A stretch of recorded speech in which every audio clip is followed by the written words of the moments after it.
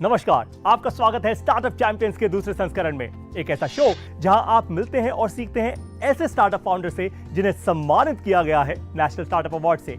आज के एपिसोड में आप मिलेंगे स्पेस इंडस्ट्री के हमारे एक स्टार्टअप चैंपियन से जो है अग्निकुल, और साथ में ही आप मिलेंगे स्पेस इंडस्ट्री के हमारे स्पेशल मेंटोर से जो हैं श्री JN.D. पाटिल।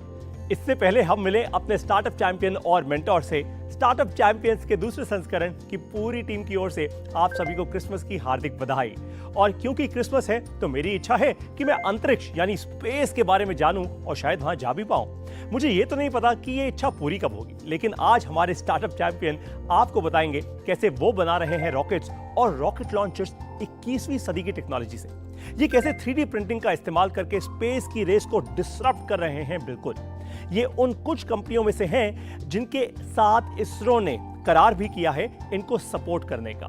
जरा सोचिए क्या हो सकता है अगर आप अपनी पूरी जान लगा दें और बड़ी सोच रखें। आइए अब देखते हैं अग्निकुल की कहानी। अग्निकुल कॉस्मोस स्पेस सेक्टर में काम करते हैं। उसमें हम लॉन्च व्हीकल्स बन रहे हैं जो छोटे सैटेलाइटों को लोअर अर्थ ऑर्बिट में डालने का उसकी पावर है। हमारा पहला प्रोडक्ट का नाम अग्निबाण है जो एक 2-स्टेज लॉन्च व्हीकल है। They are powered by semi cryogenic engines. ये तो छोटे सैटेलाइटों को लोअर अर्थ ऑर्बिट में डालने का इसमें पावर है। ये कंप्लीट व्हीकल शुरू से अंत तक इंडिया में ही बन रहे हैं हम। 2017 में मैंने एरोस्पेस इंजीनियरिंग पढ़ा था US में। उसी समय मैंने एक प्रॉब्लम आइडेंटिफाई किया कि छोटे सैटेलाइटों का स्पेस जाने के लिए बहुत मुश्किल पड़ता है। इसलिए मैंने सोचा कि इंडिया आके एक छोटा रॉकेट बनाऊंगा, उसमें से ऑन डिमांड लॉन्च सर्विसेज हम प्रोवाइड करेंगे। इसीलिए मैंने वापस आया भारत को। हमारा विजन ये है कि space transportation should be super easy. जैसे आजकल ओला उबर के साथ से ग्राउंड ट्रांसपोर्टेशन बहुत आसान है, इसी तरह अग्निकुल के प्रोडक्ट्स के साथ स्पेस जाने भी बहुत आसान होना चाहिए। ये जो फैसिलिटी है रॉकेट फैक्ट्री 1 इसका नाम है। यहाँ पे हमारा इंजन का इंजन हम लोग का 3D प्रिंटेड है, तो वो पाउडर से लेके फुल असेंबली स्टेज तक यहाँ पे बनाया जाता है। वो 3D प्रिंट होता है, मशीन होता है और उसके बाद असेंबली तक भी पूरा जाता है। तो ये पूरी फैक्ट्री में एक प्लेस में हम एंटायर इंजन असेंबली तक पा सकते हैं।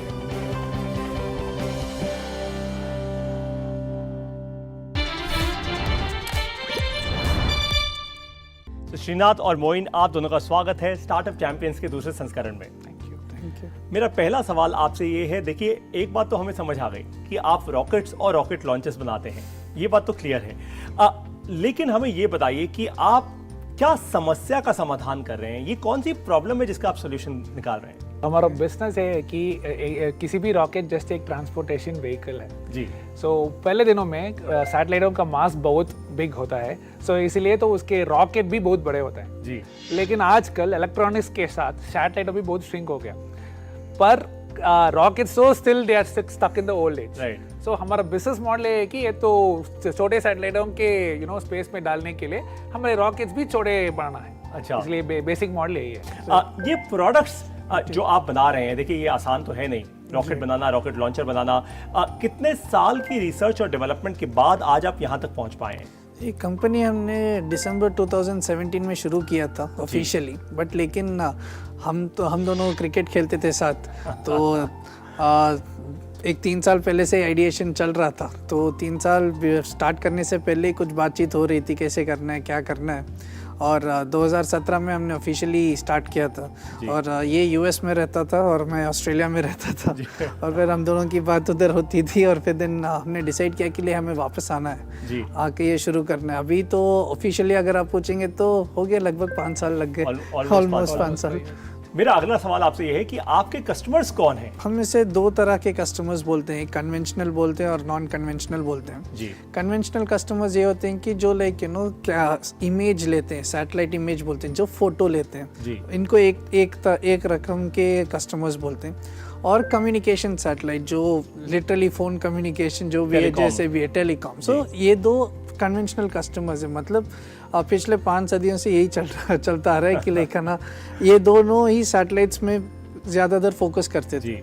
अभी हमने देखा कि लास्ट 5-6-7 साल से देख रहे हैं कि हम लोग दूसरे इंडस्ट्रीज़ भी स्पेस को प्लेटफॉर्म की तरह यूज़ करने लग गए। जैसे कि फार्मास्यूटिकल कंपनीज, वो लोग माइक्रो ग्रेविटी में ड्रग एक्सट्रैक्शन करना चाह रहे हैं। और अगर आप कंप्यूटर्स के जितना जो भी डेटा है उसे स्टोर करने के लिए कूलिंग बहुत ज़्यादा लगता है। आपने देखा होगा कि लाइक माइक्रोसॉफ्ट पानी के अंदर रख के कूलिंग करता है, मगर आप स्पेस को अगर जाएंगे तो एब्सोल्युटली फ्री है, बिल्कुल देयर इज नो चार्ज। तो उधर रखने के लिए भी सोचा जा रहा है और उससे सिक्योर जगह तो हो ही नहीं सकती। सो वैसे बहुत सारे इंडस्ट्रीज स्पेस को प्लेटफॉर्म बनाने में लगे हुए हैं। आज तो हम जीपीएस भी देख रहे हैं, टेलीकम्युनिकेशन देख रहे हैं, एवरीथिंग जो भी फ़ोन में आ चुका है everything is coming through space. So दूसरे इंडस्ट्रीज भी प्लेटफॉर्म की तरह जब इस्तेमाल करने लगे तो हमें अंदाजा हो गया कि ये और बढ़ने वाला ही है। बिल्कुल सही बात है। So that is how we मतलब आज तक स्पेस वाज अ डेस्टिनेशन, जी आजकल तो एक प्लेटफॉर्म बन गया। करेक्ट। तो जैसे आज तक हम सुनते थे SaaS, software as a service, अब पहली बार मैं सुन रहा हूँ और आपके थ्रू ये जान रहा हूँ स्पेस एज अ सर्विस। कमाल की बात है। तो आप लोगों को क्या सच में लगता है ये एक इंटरेस्टिंग यूज केस है कि क्या डेटा सेंटर्स भी स्पेस में बन सकते हैं? हाँ पॉसिबल है, क्योंकि बहुत the most expensive part of a data centre तो कूलिंग के लिए पावर डालना पड़ेगा ना, और तो कूलिंग तो आई थिंक स्पेस का एम्बिएंट टेम्परेचर 4 केल्विन है, ऑलमोस्ट -270 डिग्री सेल्सियस। सो वो तो कूलिंग फ्री है। बिल्कुल सही कहा आपने। तो फ्री से अब एक और बात पे आते हैं कि आपका बिजनेस मॉडल क्या है, आप लोग पैसा कैसे बनाते हैं? हमारा बिजनेस मॉडल बहुत सिंपल है। ये तो सिर्फ एक ट्रांसपोर्टेशन बिजनेस है। हम पॉइंट ए ग्राउंड को मानते हैं और पॉइंट बी स्पेस को मानते हैं। बस एक जगह से एक जगह लेके जाके चीज़ को देते हैं और उसके पैसे लेते हैं, बस इतना ही है। बस हम केजी के हिसाब से पैसे लेंगे, बस इतना ही डिफरेंस है। तो मतलब जितना पेलोड आप लेकर जाते हैं पॉइंट ए से पॉइंट बी तक, आप उसके हिसाब से पैसा लेते हैं। और थोड़े दिनों में हम किलोमीटर के हिसाब भी बात करने लगेंगे शायद, बट दैट्स द मॉडल, उसी पे फोकस कर रहे हैं। I am sure. सो अपनी टीम के बारे में कुछ बताइए। आज कितने लोग हैं आपकी टीम में और क्या उसमें सारे लोग इंजीनियर्स हैं? कितने लोग पुरुष हैं, कितनी महिलाएं हैं, बताइए। हमारे पास अभी 100 लोगों के ऊपर है। सो इसमें भी थोड़े इंटर्न्स हैं, लेकिन फुल टाइम ऑलमोस्ट 95 पीपल के ऊपर है जी। और एक बात क्या हमें बेहद खुशी है कि जेंडर रेशियो भी try to maintain almost up to 50%, 50% तक महिलाएं की कोशिश करते हैं हम लोग। और इसमें इंजीनियर्स भी लगते हैं, रॉकेट बनाने के लिए सिर्फ इंजीनियर्स ही नहीं, इंजीनियर्स भी लगते हैं, अकाउंट्स भी लगता है, HR भी लगते हैं, रियलाइजेशन भी लगता है। इट्स एक छोटी यूनिवर्सिटी की तरह होता है ये। और सब स्ट्रीम्स ऑफ इंजीनियरिंग, सब streams of like education is actually needed. सबको मिला के रखना पड़ता है, तभी हम रॉकेट बना पाते हैं। इंटरेस्टिंग है। तो एक रॉकेट कंपनी को फंड करना तो आसान बात नहीं है, I am very sure of it. तो आपने डे 1 पे इसको कैसे फंड किया, यानी पहले दिन पे कैसे फंड किया, और आज जब आप थोड़ा इस स्केल पर आ चुके हैं तो आज क्या आपने कोई बाहर के इन्वेस्टर से पैसा लिया है? हाँ, so before Agnikul, Moin and I we had worked in the past. अच्छा। So उस सेविंग्स को हम पहले इस कंपनी में कम्प्लीटली डाला, पर लेकिन उसके बाद है तो बहुत न्यू चेंजेस और रिफॉर्म्स आ गया ना गवर्नमेंट में, इन स्पेस, आत्मनिर्भर भारत, उसमें तो स्पेस एंटायर सेक्टर को बहुत अपलिफ्ट हो गया। इसीलिए we are getting a lot of interest from investors. So हमने 3 राउंड्स रेस किया फंड रेसिंग में, ऑलमोस्ट $15 मिलियन का। 100 करोड़ के ऊपर हमने अब तक इन्वेस्टर से लिया है। मेरा आखिरी सवाल आप दोनों से ये है कि इस वक्त लाखों भारतीय आपको देख रहे हैं स्टार्टअप चैंपियंस के दूसरे संस्करण के शो में, आपका क्या संदेश है उनके लिए? वो भी आपकी तरह एक अच्छे सफल एंटरप्रेन्योर बनना चाहते हैं, आप क्या कहना चाहेंगे उनको? I think first thing is to follow your heart, जो भी पसंद है उसमें काम करो क्योंकि lot of difficulties will come and उसमें तो परसिस्ट करने के लिए एक्चुअल जेन्युइन इंटरेस्ट होना पड़ेगा।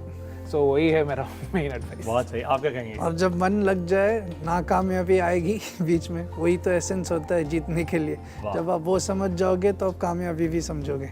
इस सेशन से आपके फायदे की हैं 2 बड़ी बातें इस प्रकार। सबसे पहली, अंतरिक्ष जो समझना, जानना, सैटेलाइट भेजना, इस क्षेत्र में बड़ी संभावनाएं हैं। अगर आप ध्यान से अग्निकुल को समझें तो इन्होंने रॉकेट का इस्तेमाल करके और रॉकेट लॉन्चर्स का इस्तेमाल करके इन्होंने एक ऐसी सर्विस बना दी है जो आज बड़ी बड़ी कंपनियां इसका इस्तेमाल कर सकती हैं। इसको जरा अच्छे से समझिएगा।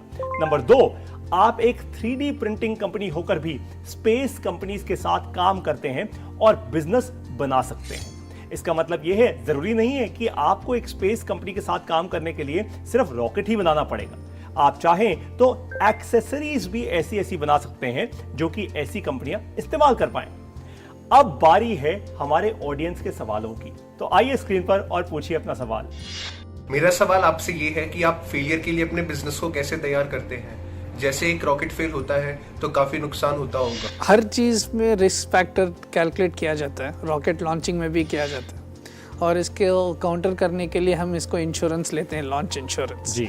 बट इससे ज़्यादा ये होता है कि लाइक इमोशनली आप हार चुके होते हैं, उसको वापस लाना वही ज़्यादा मुश्किल होता है। जब आप खुद को ला सकते हो इमोशनली बाहर, टेक्निकली तो आप सॉल्व कर दोगे जी।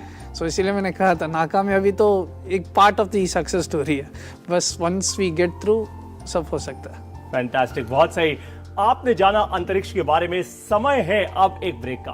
ब्रेक के बाद आप मिलेंगे एक ऐसे मेंटोर से जिनसे मिलने का सपना हर स्पेस एंटरप्रेन्योर और साइंटिस्ट का होता है, हर स्टार्टअप एंटरप्रेन्योर का होता है। मिलिए मुझसे अब एक ब्रेक के बाद। REC unleashes the potential of energy. REC funds energy. Funding that catalyzes. Funding that inspires. Funding that transforms. For sustainability and reliability. For investment and development. Adding value every day in every way. This is what our energy is. This is REC. बुजुर्गों का शरीर शीघ्र ठंडा हो जाता है। शरीर का तापमान 35 डिग्री सेंटीग्रेड या कम हो जाने से उनको गंभीर स्वास्थ्य समस्याएं हो सकती हैं। ठंड में बाहर रहने पर या बेहद ठंडे कमरे में रहने से हाइपोथर्मिया हो सकता है। शीतलहर के दौरान एक से ज्यादा गर्म कपड़े पहने।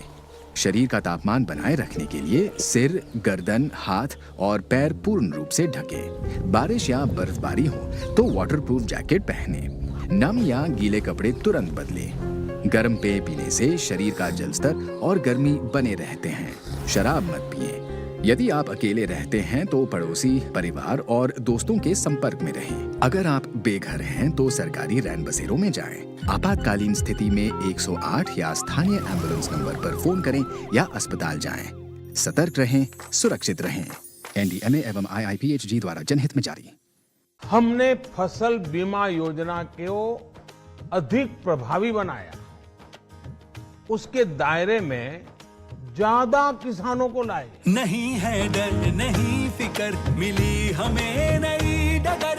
फसल का करवा के बीमा, किसान की चिंता को छीना। हुआ सुरक्षित कल, सुरक्षित फसल निश्चित किसान। फसल बीमा सबका समाधान। आज ही प्रधानमंत्री फसल बीमा योजना से जुड़ें और फसल नुकसान से होने वाली आर्थिक हानि से निश्चिंत हो जाएं, ताकि प्राकृतिक और स्थानीय आपदा पर भी फसल नुकसान होने पर आप उसकी सही कीमत पाएं। प्रधानमंत्री फसल बीमा से जुड़ने के लिए आज ही नजदीकी कृषि कार्यालय, सहकारी समिति, बैंक शाखा, अधिकृत बीमा कंपनी या जन सेवा केंद्र में जाएं, क्योंकि सुरक्षित फसल निश्चिंत किसान। फसल बीमा सबका समाधान। कृषि एवं किसान कल्याण मंत्रालय, भारत सरकार। 3 महीने में पैसे डबल? वाह, फास्ट और हाई रिटर्न्स भी। क्या स्कीम है? कल तो नहीं थी यहाँ। और कल होगा भी नहीं। तूने कभी 5 ओवर में डबल सेंचुरी मारी है? ऐसे स्कीम के बहकावे में आके हम धोखा खा सकते हैं। और RBI कहता है अपना पैसा सुरक्षित रखो और समझदारी से निवेश करो। अगर ज्यादा रिटर्न के पीछे भागोगे तो रिस्क भी उतना ही उठाओगे। और फास्ट रिटर्न से बच के। और फास्ट बॉलिंग से भी। RBI कहता है जानकार बनिए, सतर्क रहिए। REC unleashes the potential of energy. REC funds energy. Funding that catalyzes. Funding that inspires. Funding that transforms. For sustainability and reliability. For investment and development. Adding value every day in every way. This is what our energy is. This is REC.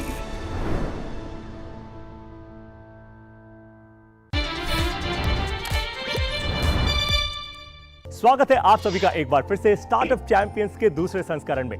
Space sector बढ़ता जा रहा है तेजी से। 2021 में space tech startups को 198% ज्यादा funding मिली 2020 के मुकाबले। आइए अब सीखते हैं हमारे मेंटोर श्री जयंत डी पाटिल जी से। ये है चेयरमैन इंडियन स्पेस एसोसिएशन के। जयंत जी, स्टार्टअप चैंपियंस के दूसरे संस्करण में आपका स्वागत है। नमस्कार, धन्यवाद। बहुत बहुत नमस्कार सर। मेरा पहला सवाल आपसे है कि इंडियन स्पेस एसोसिएशन इसरो से कितना अलग है? इंडियन स्पेस एसोसिएशन और इसरो का बेसिक फर्क यह है कि भारत में जब हमने स्पेस के बारे में कुछ काम शुरू किया तो इसरो का संस्थापन हुआ था 1958 में, 1958 में। गए अब करीबन 54-55 सालों में इसरो ने काफी कुछ चीजें हासिल की है और उसका प्रूफ है कि जो काफी ग्लोबल बेंचमार्क्स जो है निर्माण हुए हैं भारत की तरफ से, और हर एक चीज जो हम स्पेस में करते हैं वो यूनिक है, कंप्लीटली डिफरेंशिएटेड है। हमारे सेफ्टी रिकॉर्ड बहुत स्पेशल है। हमारा साइंस एंड टेक्नोलॉजी कैपेबिलिटी, हम किसी देश के ऊपर डिपेंडेंट नहीं है, पूरी तरह आत्मनिर्भर है इस स्पेस में। जहां तक इस्पा का सवाल आता है कि जो इसरो ने आज तक किया वो साइंस एंड टेक्नोलॉजी या तो देश को अपर एक पोजिशनिंग करने के लिए किया। इंफॉर्मेशन टेक्नोलॉजी में जहां करीबन 30 साल पहले भारत कहीं नहीं था, पूरी दुनिया कहीं नहीं थी, आज हम उसमें एक ग्लोबल पावर करके उभर कर आए हैं। तो ये ग्लोबल पावर हमें अगर बनना है तो ये सेक्टर को हमें कंप्लीटली अनलिश करना पड़ेगा, इसको ओपन करना पड़ेगा। तो इंडियन स्पेस एसोसिएशन का कॉन्सेप्ट ये है कि सारी इंडस्ट्री, सारे स्टार्टअप, सारा जो डिफरेंट सेगमेंट्स है इस स्पेस के, ये सब साथ में आके अगर भारत सरकार से कुछ कहना चाहते हैं तो ये एसोसिएशन के थ्रू हो। इसमें हम लोग लॉन्च व्हीकल का सेगमेंट की बात करेंगे, कम्युनिकेशन की बात करेंगे, रिमोट सेंसिंग की बात करेंगे, या तो जो डेटा हम लोग नीचे ले आ पाते हैं और वो डेटा का dissemination, various types of analytics उसके साथ में जो आएंगे, ये सारे के सारे सेगमेंट्स हम साथ में लेके चलेंगे और उसके साथ भारत सरकार से ये सेक्टर स्पेसिफिक जो रिफॉर्म्स की हमें जरूरी है वो रिफॉर्म्स के लिए हम लोग काम करेंगे। दोनों की कोई कंपैरिजन नहीं है। एक है साइंस एंड टेक्नोलॉजी सेटअप जो फ्यूचर टेक्नोलॉजी निर्माण करते आ रहा है, दूसरा जो है साइंस एंड टेक्नोलॉजी डायरेक्टली हम नहीं करेंगे, हम वो साइंस एंड टेक्नोलॉजी यूज करके कमर्शियलाइज करके जो कमर्शियलाइज करने वाली इंडस्ट्री जो है उनके लिए हम लोग काम करते हैं। फैंटास्टिक। क्या इंडियन स्पेस एसोसिएशन से स्पेस टेक स्टार्टअप्स को फंडिंग मिलने की भी संभावना है? स्पेस सेक्टर जो है वो डिफेंस के लिए बहुत कुछ काम अभी भी करता है और आगे और ज्यादा करेगा। तो डिफेंस सेक्टर के अंदर जो 4 स्कीम्स है फंडिंग के लिए, एक है आईडेक्स, एक है आईडेक्स प्राइम, एक है मेक प्रोग्राम और लास्ट वाला जो है टेक्नोलॉजी डेवलपमेंट फंड के नाम से जाना जाता है। ये चारों के चारों फंडिंग मैकेनिज्म अगर हम स्पेस के लिए खोलते हैं कि जो स्पेस एप्लीकेशन डायरेक्ट डिफेंस के यूज के लिए है, जो भी इसमें डेवलप करेगा वो तो कमर्शियली उसको यूज ही कर सकता है। खाली जो डेटा हम लोग ऊपर नीचे जो भी अपलिंक करेंगे, डाउनलिंक करेंगे, उसमें कुछ स्पेसिफिक रेस्ट्रिक्शंस रहेंगे डिफेंस के स्पेसिफिक डेटा के, बाकी का दूसरे हिस्से में रहे।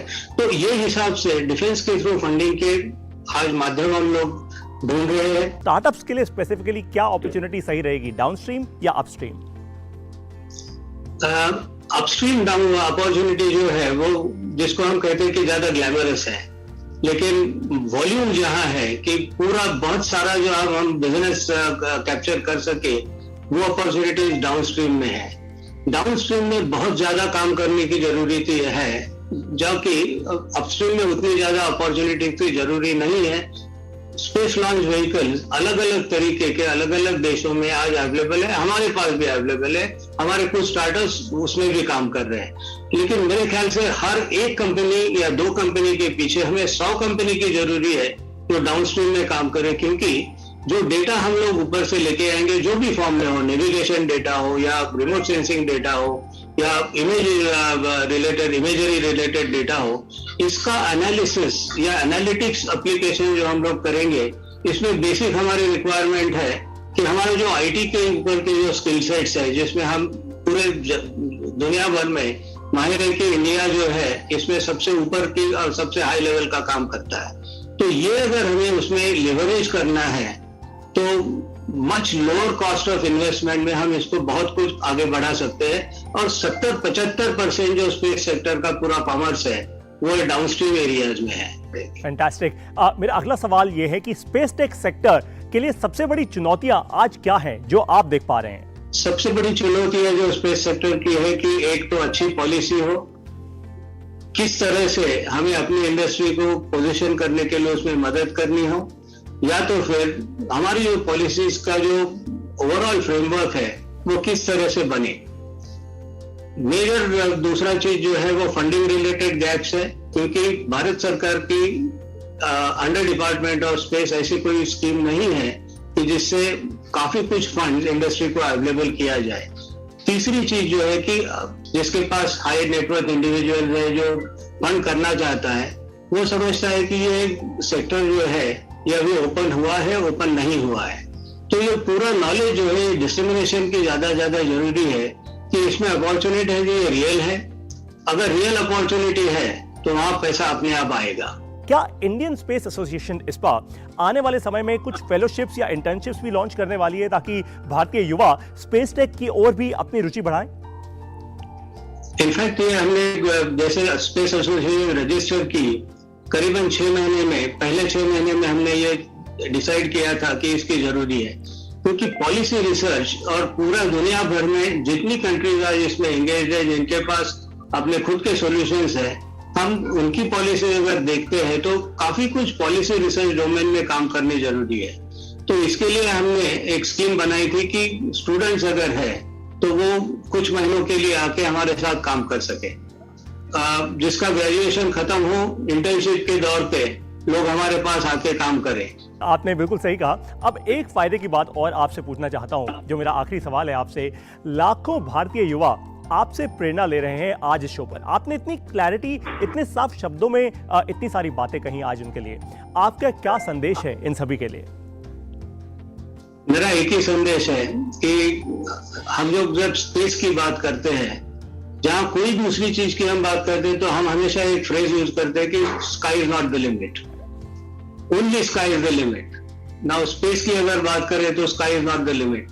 अगर स्पेस की बात करें तो we'll want to look at heights which are far beyond the space and far beyond the skies, and that's essentially where this is a sector which is just about opening.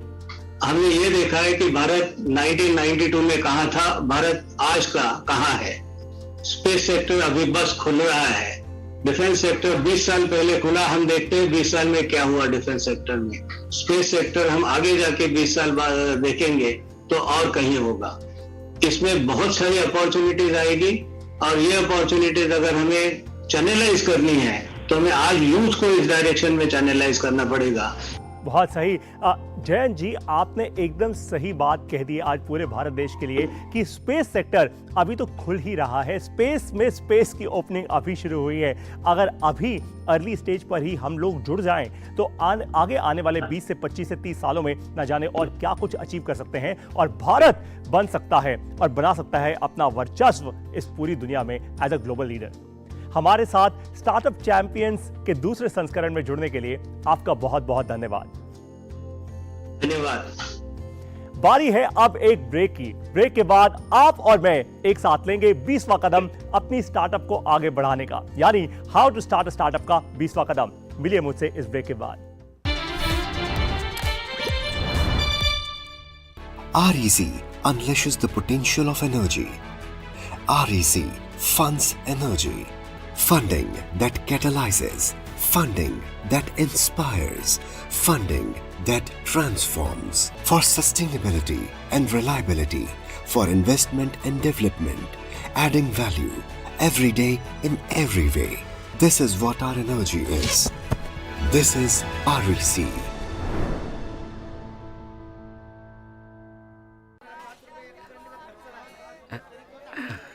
हाँ, जैसे सही वजन से ग्राहक होते हैं खुश, वैसे ही सही सुरक्षा से परिवार होता है कल की चिंता से मुक्त। इसलिए मेरी मानो, आज ही जुड़िए प्रधानमंत्री जीवन ज्योति बीमा योजना और प्रधानमंत्री सुरक्षा बीमा योजना से, जो देती हैं 2-2 लाख रुपए का बीमा।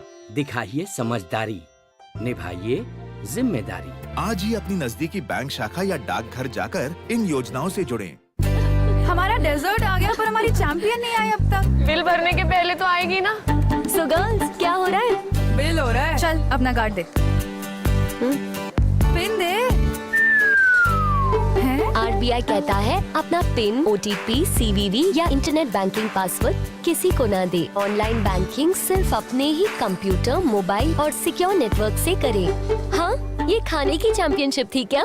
RBI कहता है जानकार बनिए, सतर्क रहिए। हमने फसल बीमा योजना को अधिक प्रभावी बनाया।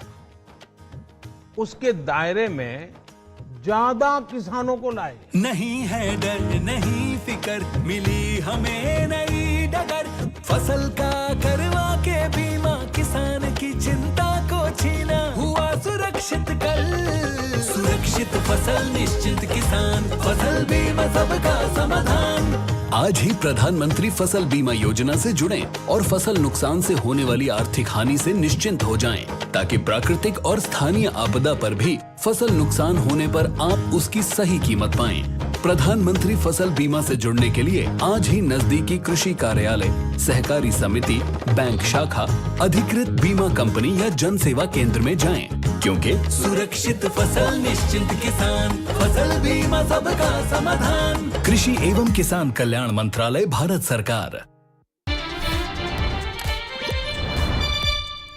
स्वागत है आप सभी का एक बार फिर से स्टार्टअप चैंपियंस के दूसरे संस्करण में। लर्निंग से ही होती है अर्निंग, ये तो आपको पता ही है। अब आप मेरे साथ लेंगे 20वां कदम अपनी स्टार्टअप को बड़ा करने का। एक CRM इंप्लीमेंट कीजिए अपने बिजनेस में। ध्यान से समझिएगा इसको। CRM एक ऑटोमेशन का सॉफ्टवेयर होता है। CRM का मतलब है कस्टमर रिलेशनशिप मैनेजमेंट, यानी कस्टमर से रिश्ता बनाने का एक सिस्टम। मान लेते हैं कि आपके पास 500 कस्टमर्स हैं। आप उनके बर्थडे यानी उनके जन्मदिन कैसे याद रखेंगे? जो उन्होंने आपसे 6 महीने पहले खरीदा वो आप कैसे याद रखेंगे? आपको कभी कोई SMS आया है जिसमें लिखा हो कि हमारे साथ आपने 6 महीने पहले शॉपिंग की थी, इसलिए अब आपके लिए 50% ऑफ एक डील दे रहे हैं हम आपको? ये SMS कोई इंसान नहीं भेजता, ये SMS आता है ऑटोमेटिकली एक CRM से। ये सारे के सारे SMSs और ऐसे मैसेजेस भेजे जाते हैं ऑटोमेटिकली एक सिस्टम के द्वारा। आपको याद है मैंने आपको सिखाया था AARRRC मैट्रिक। CRM आपको मदद करता है चर्न को कम करने में और कस्टमर की रिटेंशन को बढ़ाने में। मैनेजमेंट से कहीं ज्यादा CRM actually world class customer experience बनाने में आपकी मदद करता है। ध्यान से इस बात को फिर से समझिए कि CRM को इंप्लीमेंट करना यानी अपने बिजनेस में CRM का इस्तेमाल करना, ये आपके लिए कोई ऑप्शन नहीं है, आपको ये करना ही होता है। वो इसलिए क्योंकि जैसे जैसे बिजनेस आगे बढ़ता है, स्टार्टअप आगे बढ़ती है, आपके पास और नए कस्टमर्स आते हैं, आपको ऑटोमेशन लगानी ही होती है ताकि आप अपने कस्टमर से टच में रहें, आप अपने कस्टमर्स के साथ रहें, आप अपने कस्टमर्स की इंफॉर्मेशन का इस्तेमाल करके कस्टमर्स को अच्छा एक्सपीरियंस दे पाएं। एक और एग्जाम्पल यानी एक और उदाहरण के साथ समझते हैं इसको। अब मान लीजिए कि आपके किसी कस्टमर ने अपने परिवार के लिए कोई गिफ्ट लिया। अब उन्होंने अगर गिफ्ट लिया तो उन्होंने अपने परिवार के उस सदस्य के बारे में आपको बताया होगा। अगर आप अपने कस्टमर के परिवार के सदस्यों की डिटेल्स भी अपने पास रखें तो आप एक कस्टमर से सीधा 4 कस्टमर्स तक पहुंच सकते हैं। अब आपको समझ आया CRM की ताकत? तो ध्यान से समझिए, 20वां कदम है अपनी कंपनी में CRM को इंप्लीमेंट करना।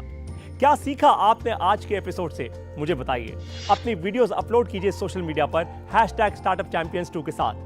अगले एपिसोड में आप मिलेंगे इंडस्ट्री 4.0 के स्टार्टअप चैंपियन से। स्टार्टअप चैंपियंस के दूसरे संस्करण से सीखकर भारत को आगे बढ़ाने के लिए आपका बहुत बहुत धन्यवाद। जय हिंद। उस डेटा से हमारा AI कुछ ना कुछ डेटा प्रोड्यूस करता है, कुछ ना कुछ इनसाइट्स प्रोड्यूस करता है। ये इनसाइट्स अलग अलग ऑर्गेनाइजेशन के इंटरेस्ट में हैं। तो आपके जेब में पॉइंट्स आते हैं और पॉइंट्स की क्षमता उतनी होती है जितना वो घातक वायलेशन हो या नियम टूटा हो, तो उतने पॉइंट्स आपके जेब में आते चले जाते हैं जी। और आप इसे घंटे के हिसाब से, हफ्ते के हिसाब से, महीने के हिसाब से जब मर्जी चाहे कैश आउट कीजिए, अपने वॉलेट में, अपने बैंक में ले जाइए। ये जो 3D प्रिंटर जो होता है, ये कंक्रीट का जो आपने बनाया है, और जो दूसरे 3D प्रिंटर्स होते हैं जो प्लास्टिक या मेटल का इस्तेमाल करते हैं, इन दोनों में डिफरेंस या फर्क क्या है? हमारे प्रिंटर्स बहुत बड़ा है, मतलब इसके अंदर इमारतें बन सकते हैं, इमारत से बड़ा है ये प्रिंटर्स। और ये प्रिंटर्स हम कंक्रीट प्रिंट करने के लिए यूज़ करते हैं।